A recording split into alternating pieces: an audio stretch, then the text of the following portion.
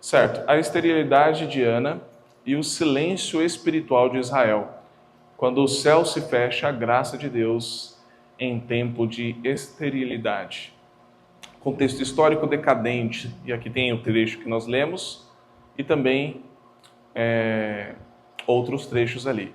Israel vive sem rei e sem direção espiritual. Eucana, embora piedoso, é marido de 2 esposas. Isso é reflexo de uma das desordens sociais e espirituais da época. Quem se lembra qual é a época em que eles estão vivendo? O que está acontecendo ali naquele período?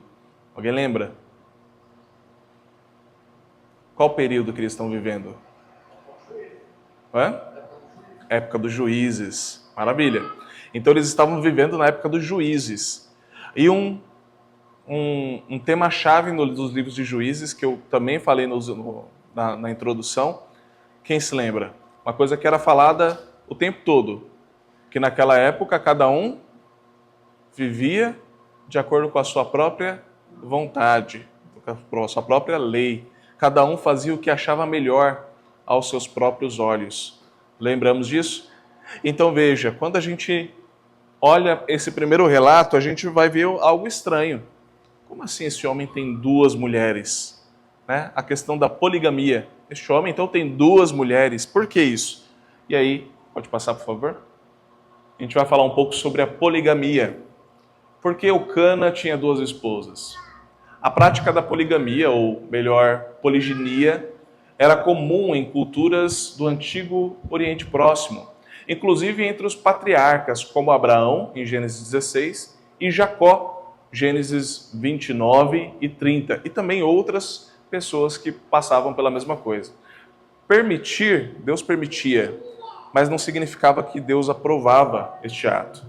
Jesus respondeu Moisés: por causa da dureza do vosso coração, vos permitiu repudiar vossas mulheres, mas no princípio não foi assim. É o que diz em Mateus 19, 8.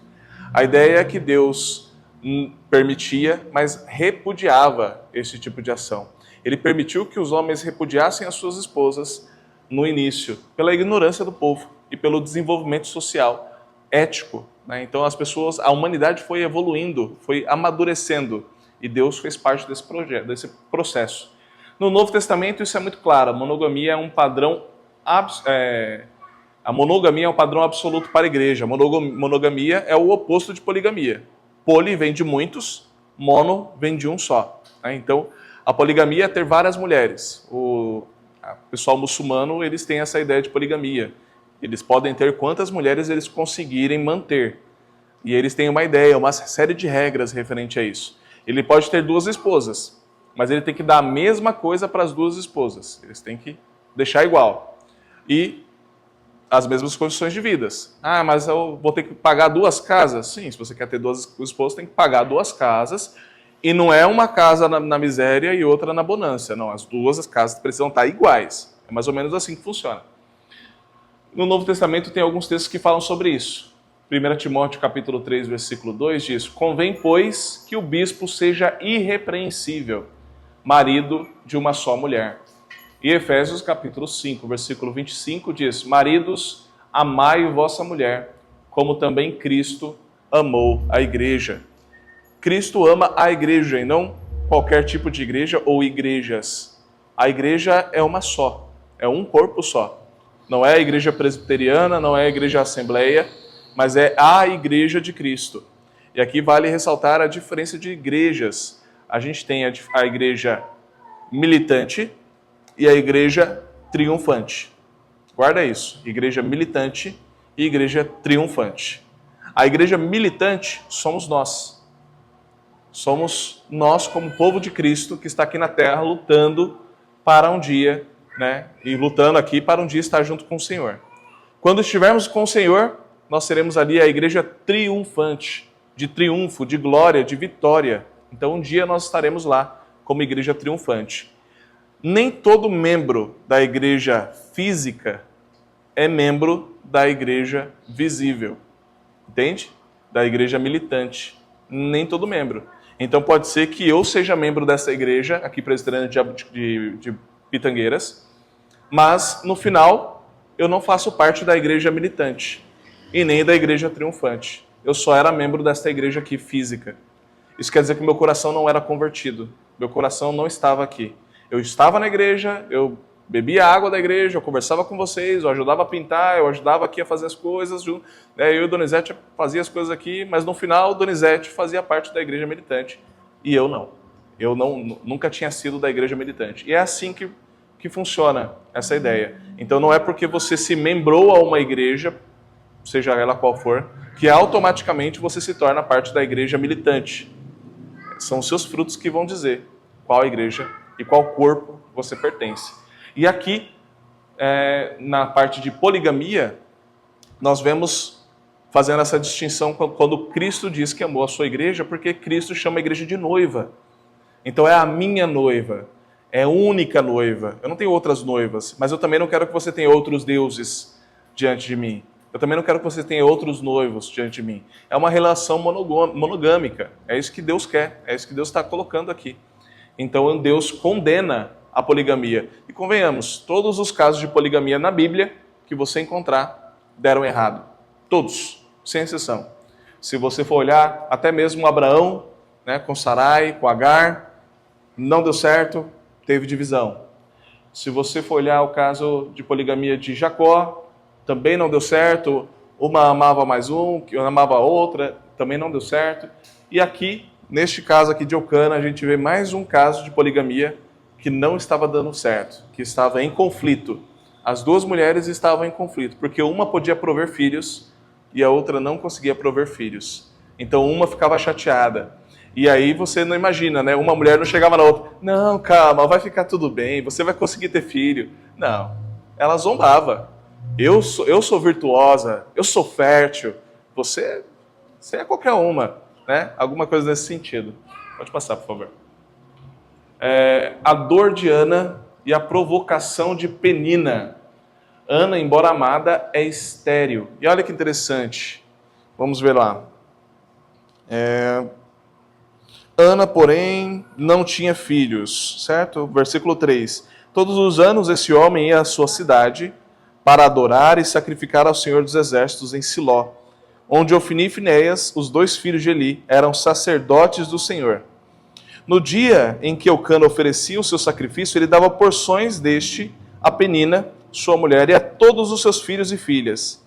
A Ana, porém, dava uma porção dobrada, porque ele a amava, mesmo que o Senhor a tivesse deixado estéril. Algumas coisas são interessantes aqui.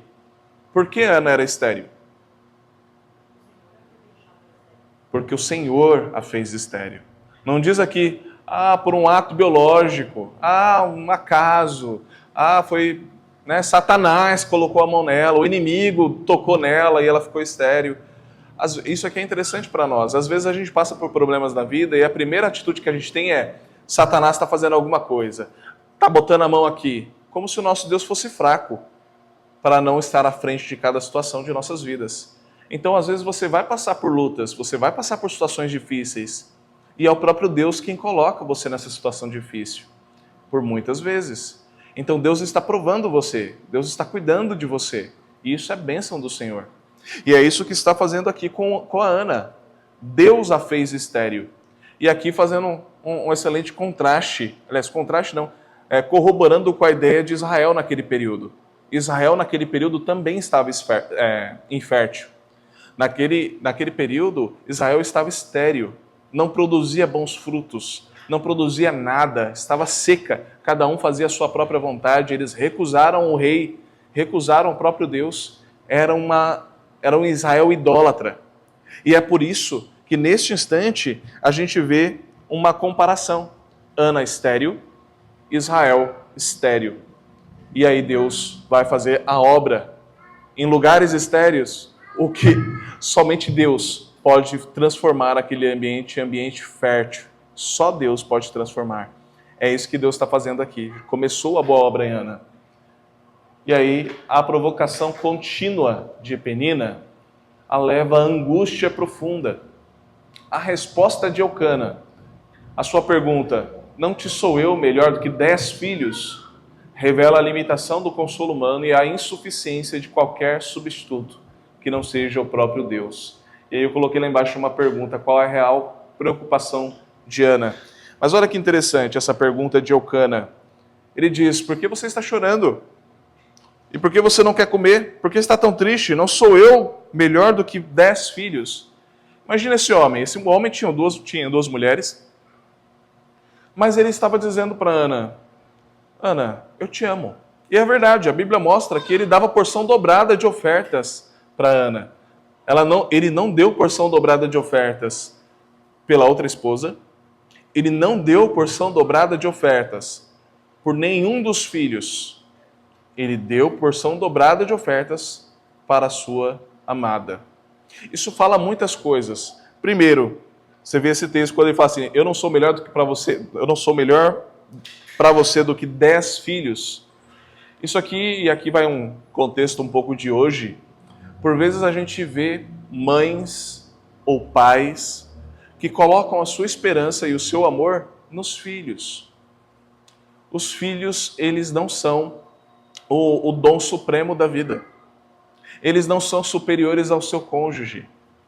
Isso aqui é algo muito importante de se dizer no século de hoje, porque muitas vezes você vê um casal que está em briga, está em conflito, mas aí fala, aí tem um filho. Pronto, não, agora a gente tem que ficar junto, porque agora a gente tem um filho. E aí esse casal fica junto por muitos e muitos anos por conta do filho, mas não fica junto por conta um do outro. Não, vamos continuar junto por causa dos filhos, vamos continuar junto por causa dos filhos.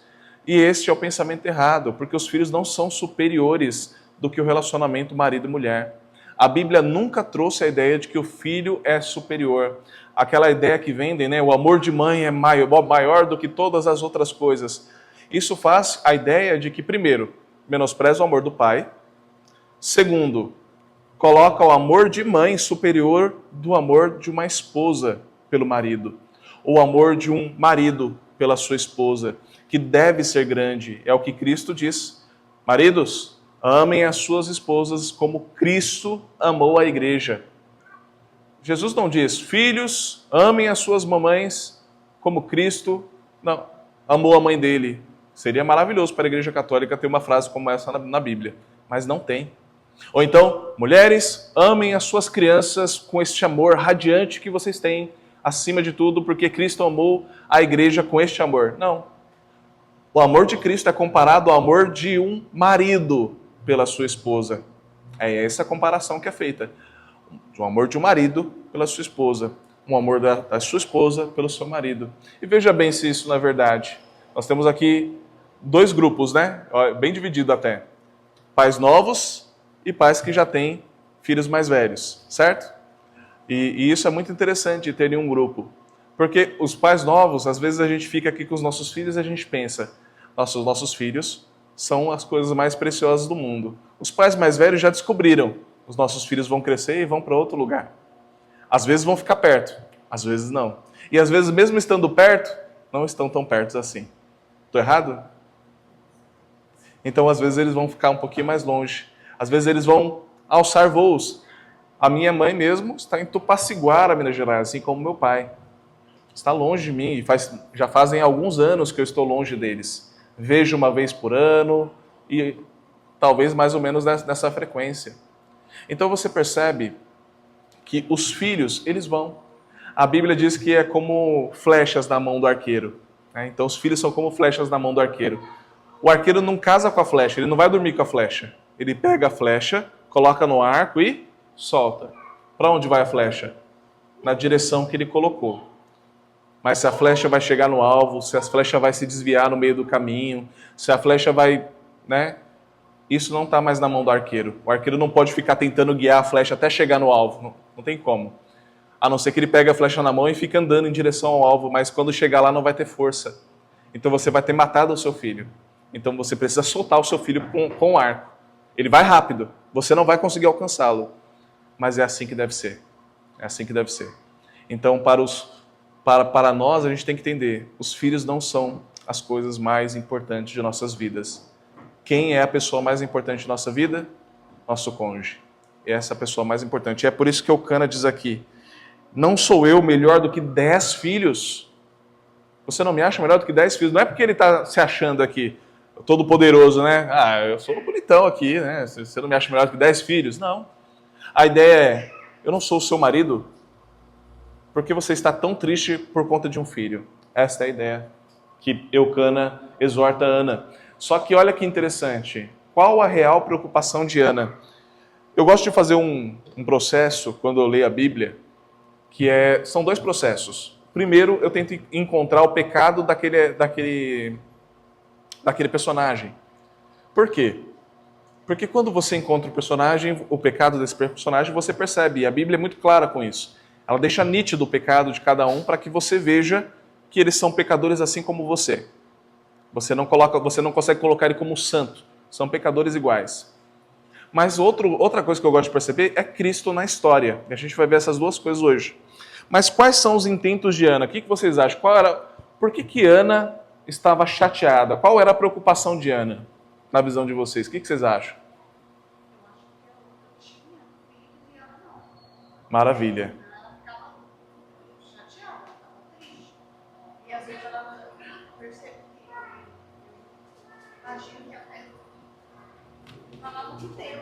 Aham.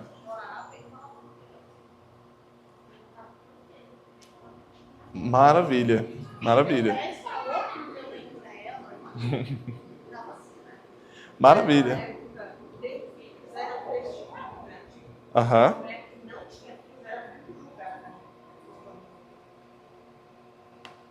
A mulher sofria, né? Mas olha o que está falando aqui, ó, versículo 6. Penina, sua rival, a provocava excessivamente para a irritar, porque o Senhor tinha deixado sem filhos. Isso acontecia ano após ano, todas as vezes que Ana ia à casa ao Senhor. A outra a irritava. Por isso, Ana se punha a chorar e não comia nada. Por que Ana se punha a chorar e não comia nada? Porque a outra a irritava, porque a outra ficava zombando dela pelo fato dela não ter filhos. Então o motivo da tristeza de Ana não era o fato dela não conseguir dar filhos ao marido, pelo bem do marido. Ah, eu quero abençoar o meu marido, eu quero que meu marido seja feliz, e eu não estou conseguindo fazer isso. Ela não queria, eu estou triste porque eu não estou conseguindo colocar um filho para ensinar sobre Jesus para ele, não ainda anacrônico, né, mas para ensinar sobre Deus para ele, os caminhos do Senhor e tudo mais. Os intentos de Ana não eram estes, eram muito menos nobres do que esse. O que Ana queria era, essa mulher me zomba ano após ano, eu quero ter filho, para que essa mulher não me zombe mais. Era isso, esse era o intento do coração, esse era o lado pecaminoso de Ana. O que ela queria não era o bem, ter um filho de fato, ou agradar o marido, mas o que ela queria de fato era sair como vitoriosa, era sair daquela situação que ela estava. Próximo, por favor. Então, Ana como figura da igreja aflita. Ana representa mais do que uma mulher estéril.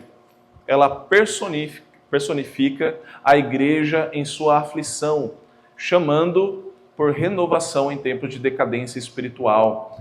Como Israel nos dias dos juízes, nós muitas vezes vivemos em contextos onde cada um faz o que é reto aos seus próprios olhos.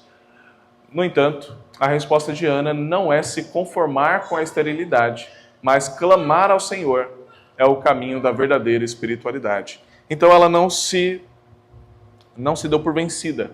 Ela estava passando por uma situação, tirando a parte do pecado dela, de querer aquilo pelos motivos errados, ela fez a coisa certa.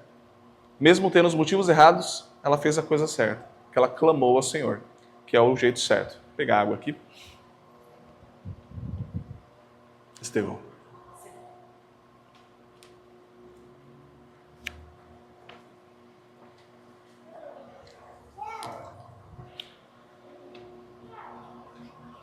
Próximo. Ana como a figura da igreja aflita. Quando a igreja se vê em tempos de esterilidade, sem frutos, sem fervor, sem renovação, o chamado não é para resignação, ou seja, para morosidade, ou seja, para ficar quieto, sem fazer nada, mas é para clamar. Assim como Ana não se conformou com o silêncio do céu, nós também devemos levar à presença de Deus nossas dores espirituais, reconhecendo que só Ele pode restaurar e avivar sua igreja. Ore pela sua igreja como Ana orou por um filho. Deus ouve o clamor dos fiéis. Aqui, meus irmãos, é muito claro, não só sobre a igreja, mas sobre a nossa vida. Clame verdadeiramente ao Senhor quando vocês estiverem apuros. Clame verdadeiramente ao Senhor quando você estiver em alegria. Mas clame mesmo. Sabe, às vezes você diz, não, eu tenho orado ao Senhor por conta disso. Eu tenho orado ao Senhor pela conversão de um familiar. Eu tenho orado ao Senhor pela cura de uma doença. Mas o seu orado ao Senhor é uma oração antes de dormir. Você antes de dormir fala, Senhor, abençoe em nome de Jesus, amém. Quando muito. Quando muito. Então clamar ao Senhor é verdadeiramente clamar, é se colocar, dedicar um tempo ao Senhor em oração e clamando, Senhor, traga um avivamento para esta igreja. Senhor, traga um avivamento na minha vida, na minha alma. Me dê intimidade com o Senhor, eu não quero viver uma vida de mentiras. Eu não quero viver de engano. Eu quero viver verdadeiramente o que o Senhor tem para mim. É isso que o crente deve fazer.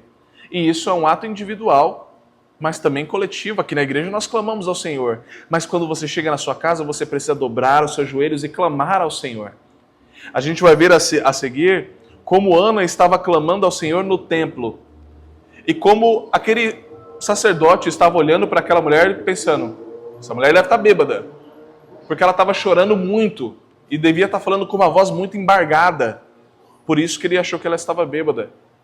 Isso quer dizer, ela estava clamando verdadeiramente de todo o seu coração, de toda a sua alma. É assim que a gente tem que estar diante do Senhor. Nós devemos rasgar a nossa alma diante do Senhor, rasgar o nosso orgulho, rasgar de fato e se entregar diante do Senhor. Próximo. Aqui a gente vai ler então dos versículos, não 9, mas versículo 9 ao versículo 18. É isso? Então, certa vez, após terem comido e bebido em Siló, Ana se levantou, quando o sacerdote Eli estava sentado na sua cadeira, junto ao pilar, no templo do Senhor. E Ana, com amargura de alma, orou ao Senhor e chorou muito. Ela fez um voto, dizendo, Senhor dos exércitos, se de fato olhares para a aflição da tua serva e te lembrares de mim, não te esquecereis da tua serva, e lhe deres um filho homem, eu o dedicarei ao Senhor por todos os dias da sua vida, e sobre a cabeça dele não passará navalha.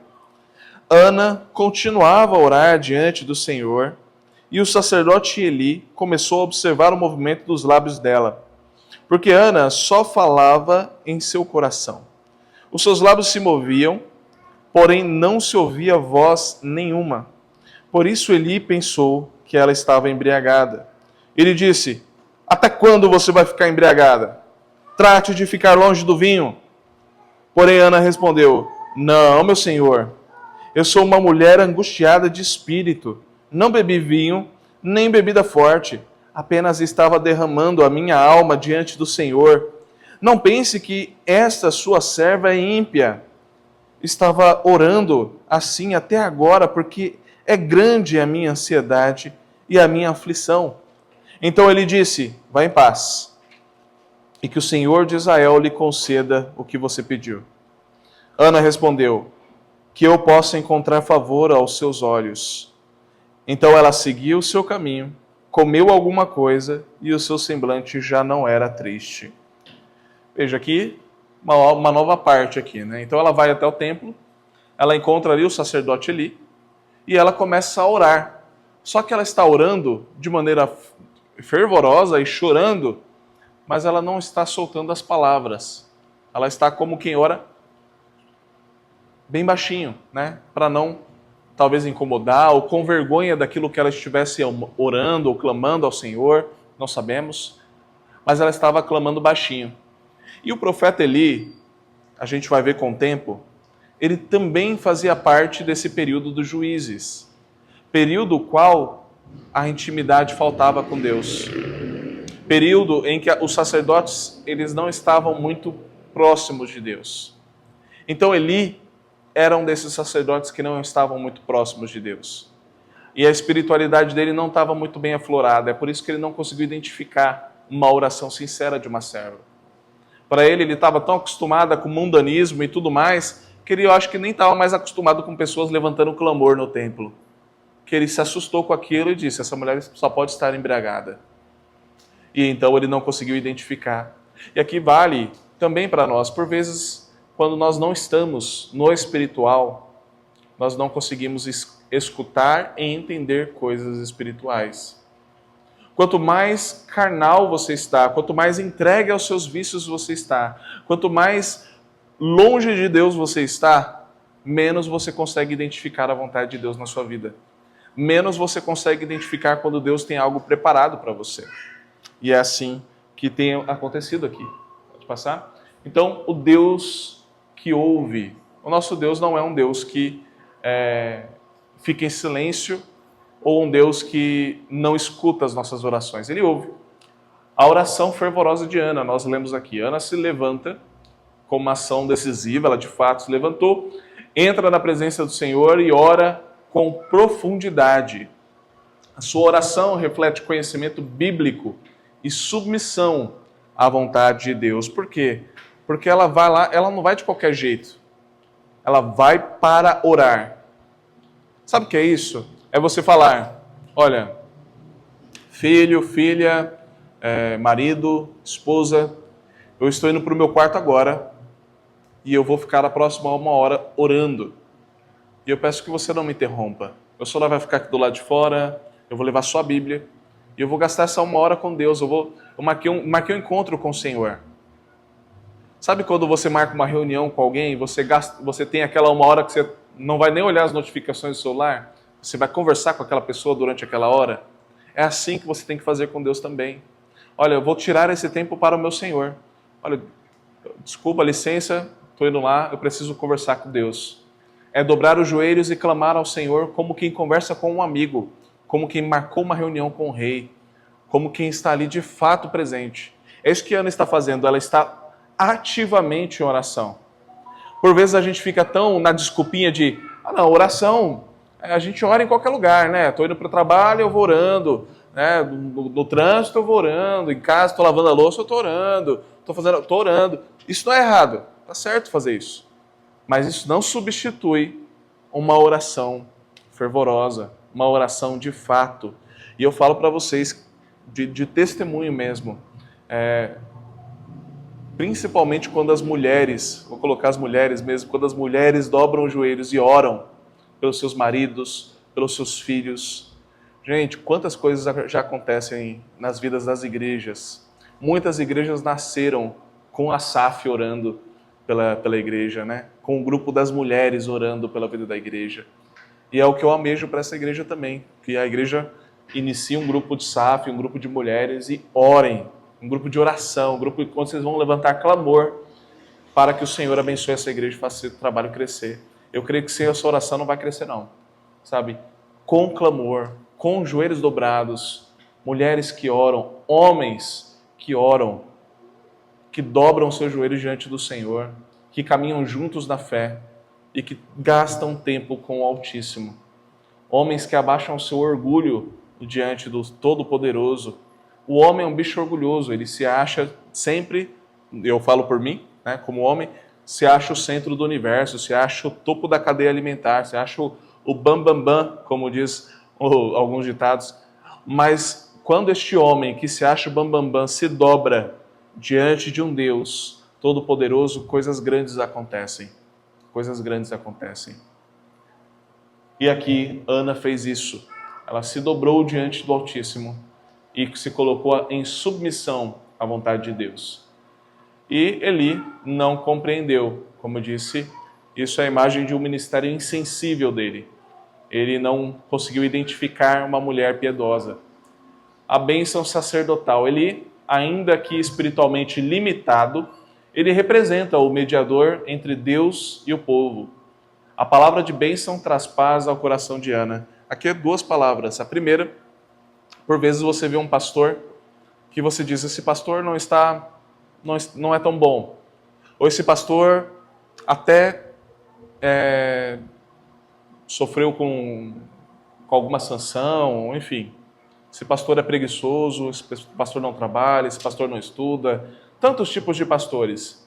Mas o que eu quero trazer sobre isso é que, por mais que o pastor seja ruim, por mais que o pastor seja infiel aos estudos, infiel às ovelhas, infiel à igreja, por mais que o pastor seja da pior estirpe, Deus o colocou ali. Deus o colocou ali. E algo sobre isso pode acontecer. Não estou tentando defender pastor errado nenhum. Eu acho que todos devem, inclusive, serem fiéis e, ao ser encontrado infiel, devem ser afastados do ministério. Mas não menosprezem um pastor pelo fato de você achar que ele é assim ou achar que ele é assado. Não menospreze. Deus o colocou assim, assim como colocou Eli, um sacerdote caído, um sacerdote que estava fragilizado, e lá na frente a gente vai ver as consequências disso. Ele perdendo os seus 2 filhos sacerdotes, porque os 2 filhos sacerdotes apresentaram fogo estranho diante do Senhor. E assim ele acabou também morrendo diante do Senhor. Um fim trágico para um homem que viveu também um ministério trágico, um ministério frágil diante do Senhor. Mas ele teve papel ali. Ele teve, de fato, um papel importante, inclusive, tanto na formação de Samuel, tanto na condução ali com Ana. Nós não sabemos os planos do Senhor, mas Ele o sabe porque faz todas as coisas. Então, a primeira coisa que eu quero dizer é sobre isso. Mesmo com base nisso, nós devemos ainda crer na palavra de um homem de Deus. E vem a mudança de Ana. Antes da resposta invisível, Ana já estava transformada, um retrato de fé verdadeira. Veja, essa é a segunda coisa que eu queria dizer. Ana, antes de ter a bênção, antes de ela receber aquilo que o Senhor veio trazer para ela, aquilo que ela pediu ao Senhor, ela saiu lá, ela clamou ao Senhor dizendo, eu quero ter um filho, e quando aquele profeta, quando aquele homem, aquele sacerdote disse para ela, que o Senhor te conceda aquilo que você pediu aqui, ela sorriu por dentro, e ela saiu alegre, porque ela já estava grata, ela já sabia que o Senhor iria conceder. Não porque aquele profeta tinha poderes, mas porque ela confiava no Deus que ela servia. Quando você clama e tem intimidade com o Senhor, você confia no Deus que você serve. E é isso que diz aqui no versículo 18. Ana respondeu, que eu possa encontrar favor aos seus olhos. Então ela seguiu o seu caminho, comeu alguma coisa e o seu semblante já não era triste. Ela já não estava mais triste. A partir de então, ela já estava alegre, ela já estava feliz e ela iria continuar nesse sentido. Próximo. Samuel como um tipo de Cristo. Samuel nascido pela graça em resposta à oração, consagrado ao Senhor desde o ventre. O mediador entre Deus e o povo antecipa o verdadeiro profeta, sacerdote e rei Jesus Cristo. A história aqui vai se tratar de Samuel, aquele que vai ser gerado por Ana. E ele será um sacerdote do Senhor, um sacerdote que será encontrado fiel ao Senhor. Nessa geração de sacerdotes infiéis, vem um sacerdote fiel, por meio de um pedido de uma mulher que tinha intenções diferentes, mas que o Senhor a usou poderosamente. E isso reflete ao próprio Cristo que viria como profeta, sacerdote e rei. Enquanto Samuel seria instrumento para a reforma de Israel, Cristo é o Redentor que não vem apenas para reformar Israel, mas veio para redimir completamente o seu povo. Porque um menino nos nasceu, um filho se nos deu, o governo está sobre os seus ombros. Isaías 9, versículo 6. Ana orou por um filho e Deus deu o filho. Então perceba, Ana aqui estava orando por um filho. Deus mandou no lugar desse filho um homem consagrado ao Senhor que iria trazer reforma sobre Israel. Foi por meio de Samuel que vieram o primeiro rei consagrado e o segundo rei consagrado. Tanto Saul quanto Davi vieram de... Acabei de falar? Samuel, gente. Samuel, me ajuda aí. Tanto os dois vieram de Samuel. Samuel consagrou os dois. Então ele fez uma reforma naquele povo, saindo do período dos juízes para o período monárquico, o período dos reis. Começou com Samuel. E da mesma forma, quando Jesus veio, ele também veio, mas não para trazer uma reforma, mas ele veio para revitalizar e restaurar o povo do Senhor. Próximo. O nascimento e a consagração de Samuel apontam para Cristo, o Filho prometido e entregue por Deus. Isso nos lembra que Deus não apenas supre nossas necessidades, Ele nos dá mais do que pedimos, nos dá o próprio Salvador. Creia que em Jesus você recebeu o maior presente, não apenas uma solução, mas o próprio Redentor. Viva com gratidão e consagração. Então aqui vem aplicações para as nossas vidas, né? Então, creia que em Jesus você recebeu o maior presente. Ele não nos dá apenas aquilo que nós pedimos, mas Ele nos dá mais do que nós pedimos. Ana pediu um filho, Deus deu o filho. É isso que Deus faz. Ele diz, você está pedindo muito pouco, eu posso fazer muito mais, e eu farei muito mais. Próximo.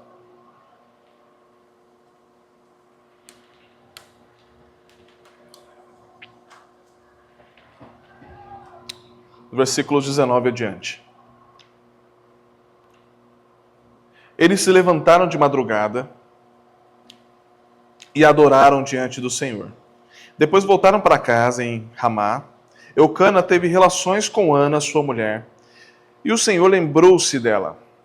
Ana ficou grávida e, passado o devido tempo, teve um filho, a quem ela deu o nome de Samuel, pois dizia, do Senhor o pedi. Eucana, seu marido, foi com toda a sua casa para oferecer ao Senhor o sacrifício anual e para cumprir seu voto. Ana, porém, não foi. Ela disse ao seu marido, quando o menino for desmamado, eu o levarei para ser apresentado ao Senhor e para lá ficar para sempre. Eucana, seu marido, responde, faça o que achar melhor. Fique aqui até desmamá-lo e que o Senhor confirme a promessa que você fez. Assim Ana ficou em casa e amamentou o filho até que desmamou. Depois de o ter desmamado, ela o levou consigo, um novilho de 3 anos, uma medida de farinha e um odre de vinho, e o apresentou à casa do Senhor, em Siló. O menino ainda era muito pequeno. Depois de terem sacrificado o novilho, levaram o menino a Eli. E Ana disse, ah, meu Senhor, tão certo como você vive, eu sou aquela mulher que esteve aqui ao seu lado orando ao Senhor. Era por este menino que eu orava, e o Senhor Deus me concedeu o pedido que eu fiz. Por isso também o entrego ao Senhor. Por todos os dias que viver, será dedicado ao Senhor. E ali eles adoraram ao Senhor. Então aqui agora Ana cumpre a sua promessa. Ela disse que entregaria o menino ao sacerdote, ao templo, né? Ao serviço do templo, caso ele viesse a ser gerado. E ele veio a ser gerado e ela cumpriu a sua promessa. E foram 2 promessas. Primeiro, que não passaria navalha sobre a sua cabeça. E segundo, que ele seria entregue no templo do Senhor.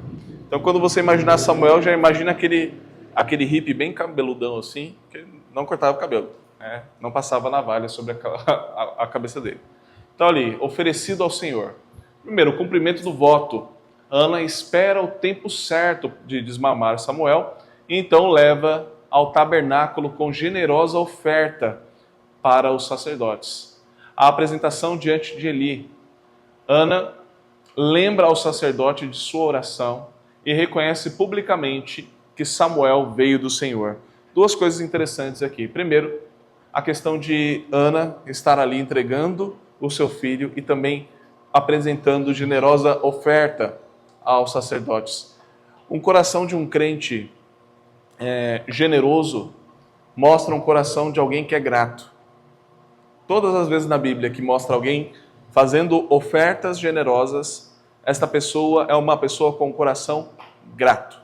Nunca você vai encontrar uma pessoa com um coração que não está sendo grato fazendo ofertas generosas.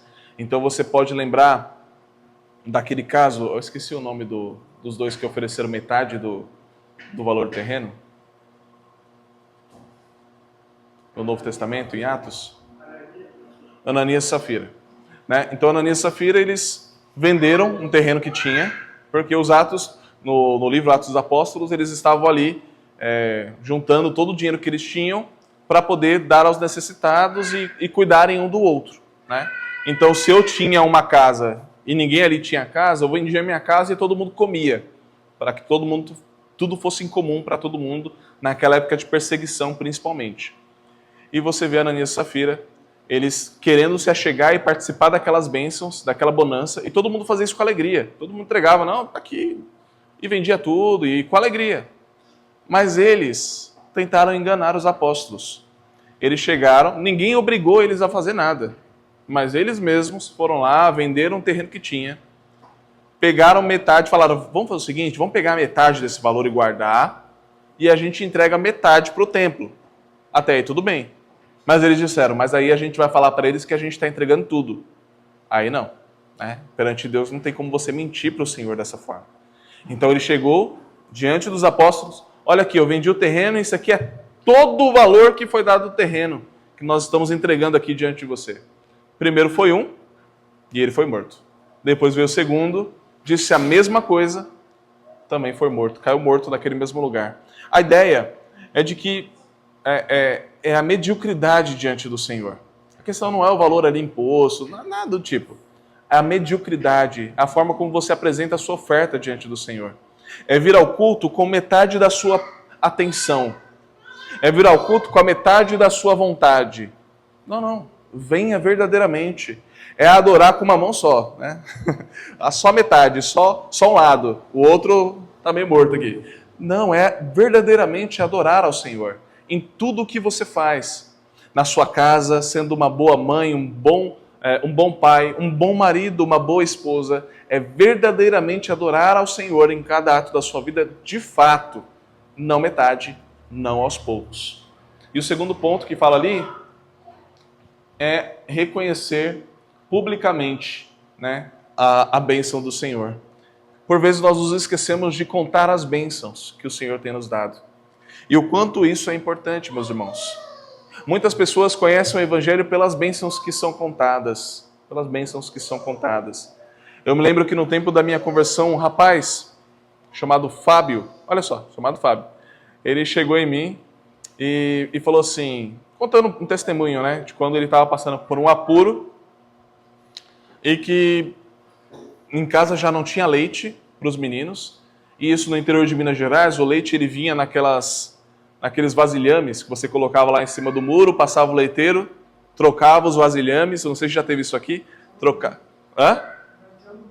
de alumínio, né? Trocava os vasilhames ali pelo leite novo, você levava o leite novo e depois ficava fazendo essa troca, né? Ele falou que foi nessa época.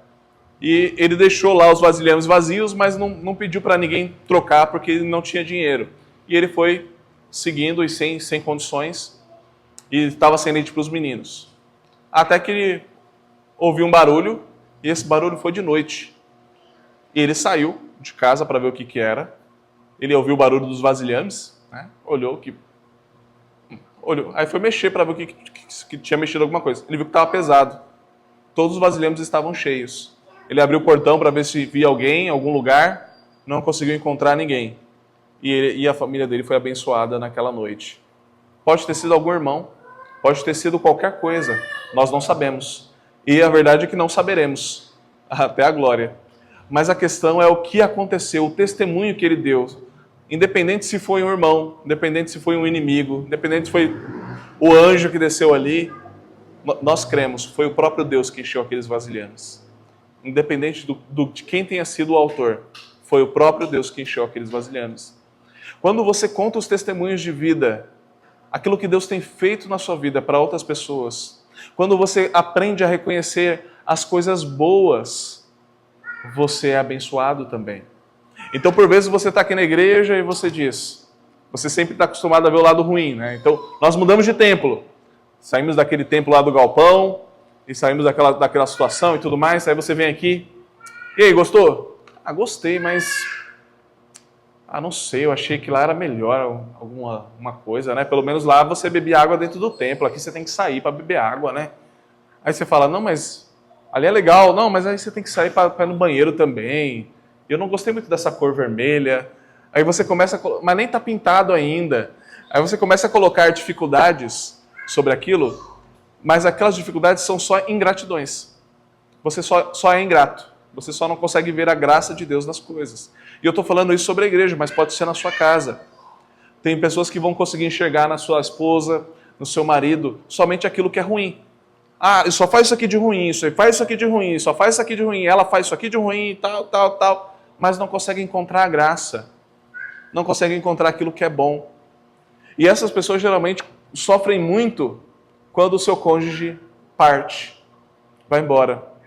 E aí ele se lembra, eu não disse que eu a amava. Eu esqueci de falar o quanto que era importante aquilo que ela fazia por mim. Eu esqueci de falar para ela o quão importante era para mim a vida dela, a forma como ela tratava os filhos, a forma como ela me tratava. Ou então eu esqueci de falar para ele como era bom a provisão que ele trazia para o lar, como era boa a dedicação que ele tinha, e eu admirava isso nele. O elogio é importante. Reconhecer as bênçãos do Senhor é importante. Se você ler o livro de Cantares, você vai ver vários e vários elogios. Então, se vale aqui uma dica para os casais, inclusive para mim, elogie seu cônjuge, elogie sua esposa, elogie seu marido. Deixe um pouco, passa um pano para as coisas erradas. Elogie aquilo que é bom. Conte as bênçãos que o Senhor tem feito na vida de vocês. Consagração total. Ela devolve um menino ao Senhor. E o termo hebraico é Saul.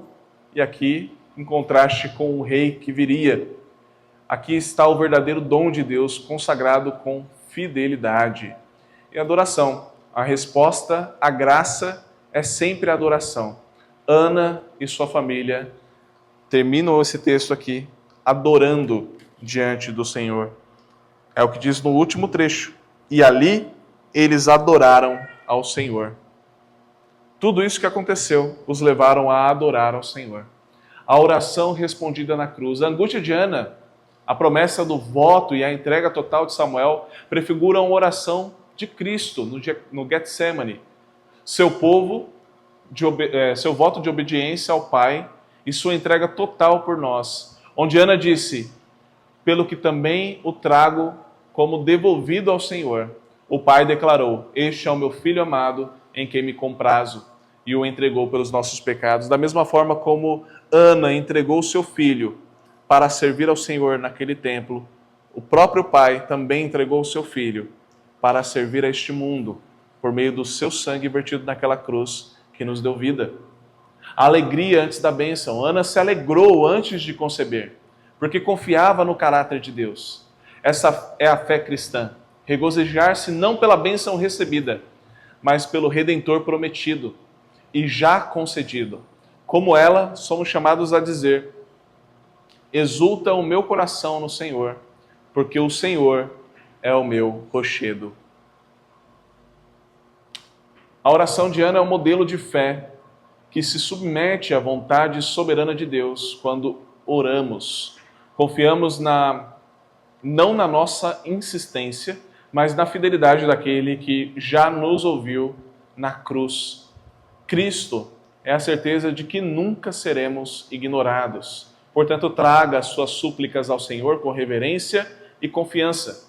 O Senhor, o Deus que entregou seu Filho por você, não negará o que for necessário para a sua salvação. Então veja, o nosso Deus é aquele que dá a certeza de que as orações serão escutadas por meio de Jesus Cristo, nosso Senhor. É o sacerdote que está mediando o nosso contato com Deus. É por isso que no final de cada oração a gente diz, em nome de Jesus, amém. Porque Cristo é o sacerdote, é Ele quem leva as nossas orações ao Senhor. E orar em nome de Jesus não é só dizer em nome de Jesus, amém. Mas é orar entendendo que você está orando a Deus e que Jesus é o seu intercessor. Que Jesus está no meio daquilo, que Ele está levando a sua oração a Deus. Então não se esqueça disso. Talvez você diga de modo automático, em nome de Jesus, amém. Não, em nome de Jesus. É no nome dEle que nós oramos. É no nome do nosso intercessor que nós oramos. É no nome do próprio Cristo. É Ele que vai levar nossas orações ao Senhor como incensos na casa de Deus. Alegria antes da bênção. A fé verdadeira não depende de ver para crer, Ana se alegrou antes de engravidar, porque a sua confiança não estava em sinais, mas no caráter. A verdadeira fé se regozija em Deus, mesmo quando os céus parecem calados. Não espere a resposta para se alegrar. Alegre-se em Deus, cuja a fidelidade já é a garantia da sua esperança. Irmãos, nós não devemos esperar as bênçãos do Senhor para nos alegrar. Deus já nos deu essas bênçãos. Nós já temos essas bênçãos e ela está em todos os aspectos de nossas vidas. Portanto, nós devemos nos alegrar no Senhor. Cristo é o verdadeiro Samuel. Deus ouve. O nome Samuel é um memorial de que Deus ouve. Em Cristo temos mais do que um ouvinte. Temos um mediador eterno que intercede por nós à direita do Pai. Nossa fé, portanto, não repousa em circunstâncias, mas em uma pessoa viva. Nossa fé é baseada e repousa em Jesus Cristo. Escreva as suas respostas de oração. Isso é interessante. Comece a anotar as orações que você faz, mas depois anote também o que Deus fez mediante essas orações. Às vezes a gente ora e esquece. Ora e anota. Tinha uma irmã lá em Tupaciguara chamada Niceuda, a Laura conheceu, que ela tinha caderninhos de oração, ela tinha mais de 10 caderninhos. E ela escrevia todas as orações dela no caderninho a caneta. E ela colocava também no caderninho as respostas às orações. E ela dizia, tudo que eu oro, Deus responde. A gente só esquece de contabilizar, mas Deus responde. Lembre-se do que Deus fez, ensine os seus filhos que Deus ouve e viva como alguém que crê nisso de todo o coração. E é assim que nós devemos viver, meus irmãos. Como, de fato, alguém que crê naquilo que nós pregamos, porque é a verdade de vida eterna. Sabe, às vezes a gente se esquece que a nossa vida aqui na igreja não é apenas o estudo ou apenas o lado de comunhão, de estarmos aqui com os irmãos, mas é de fé. De fé ao verdadeiro Rei, ao verdadeiro Deus. Portanto, que sejamos como Ana, que levanta clamor diante do Altíssimo em casa, aqui na igreja. Que sejamos como Ana, que se alegra mesmo quando as situações ainda não estão resolvidas, mas na confiança de que Deus irá resolver cada uma delas. Que Deus os abençoe, meus irmãos.